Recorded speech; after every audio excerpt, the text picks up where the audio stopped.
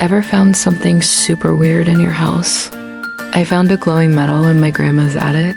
I touched it, big mistake. Suddenly, I wasn't in the dusty attic anymore. I was falling. Fast. I landed with a thump, not on floorboards, but in a field of tall, scratchy grass. Instead, I wore a clunky green uniform that smelled like old socks. He pointed a finger at my nose. He told me to stop squeaking and start marching. So I marched. He tossed me a small, hard cracker.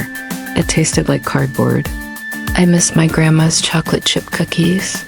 It was the glowing metal. It was pinned to the chest of a young soldier sitting by a campfire.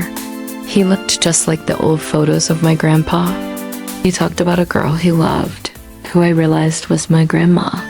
My grandpa tucked the photo away, his face turning serious. He looked right at me and winked. Before I could move, the world started to spin again. I was back in the attic. The metal was in my hand, no longer glowing. It was just a normal, old piece of metal. I ran down the rickety stairs, clutching the metal tight in my hand. I hugged my grandma harder than I ever had before. I asked her to tell me a story about Grandpa. It didn't look like much, but I knew its secret.